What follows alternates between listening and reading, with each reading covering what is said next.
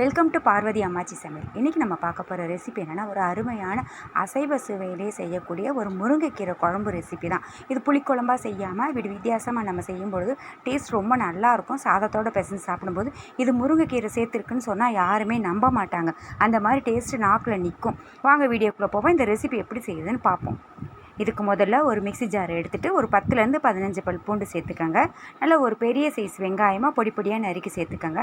மிக்சியில் போட்டு ஒரே ஒரு ஓட்டு எடுத்துக்கோங்க. தண்ணி ஊற்றக்கூடாது, குறைன்னு அரைச்சி எடுத்துக்கணும். உங்கள்கிட்ட இடிகள் இருந்தால் அதில் கூட நீங்கள் இடித்து எடுத்துக்கலாம். அதுக்கப்புறம் அதே மிக்ஸி ஜார்லேயே ஒரு 6 காஞ்ச மிளகா காரத்துக்கு தகுந்தாப்பில் சேர்த்துக்கோங்க.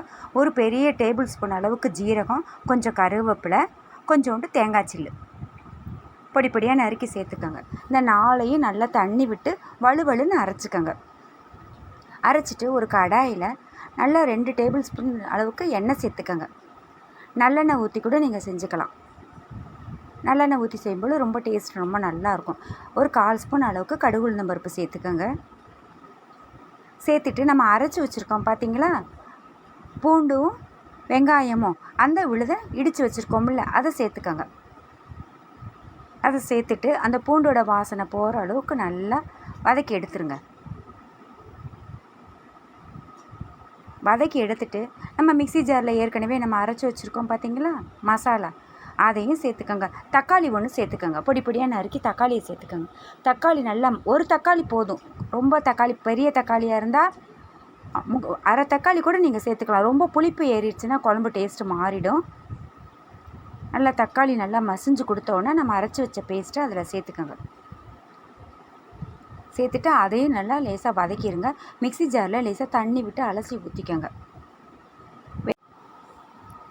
நல்லா பச்சை வாசனை போக நல்லா வதக்கி எடுத்துக்கோங்க.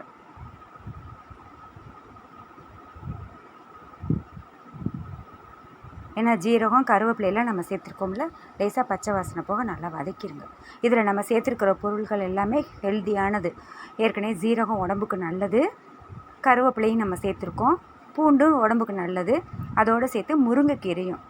இது ரொம்ப அருமையாக இருக்கும். டேஸ்ட் ரொம்ப நல்லா இருக்கும். கண்டிப்பாக வீட்டில் ட்ரை பண்ணி பாருங்கள். இதோட ஒரு 100 துவரம்பருப்பை நான் ஏற்கனவே வேக வச்சுருக்கேன். கொஞ்சோண்டு பெருங்காயத்தூள் போட்டு மஞ்சப்பொடி போட்டு மட்டும்தான் வேக வச்சுருக்கேன்.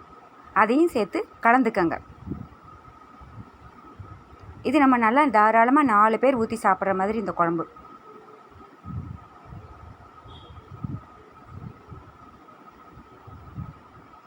நல்லா கலந்து கொடுத்துட்டு தேவைக்கு தக்கன தண்ணி விட்டுக்கோங்க. ஏன்னா நம்ம பருப்பு சேர்த்த உடனே திக்காக வரும். தேவைக்கு தக்கன தண்ணி சேர்த்துட்டு உப்பு சேர்த்துக்கோங்க. ஒரு 1/2 ஸ்பூன் அளவுக்கு கல் உப்பு சேர்த்துருக்கேன். நல்லா கொதி வரட்டும். கொதித்ததுக்கப்புறம் நல்லா முருங்கைக்கீரையை நல்லா கழுவிட்டு ஒரு கைப்பிடி அளவுக்கு சேர்த்துருக்கேங்க. அதில் கலந்துக்கோங்க. முருங்கைக்கீரை சேர்த்த உடனே ஒரு 5லேருந்து ஒரு 7 நிமிஷம் நல்லா வேகட்டும். அந்த குழம்புல அந்த சாரெல்லாம் இறங்கணும்.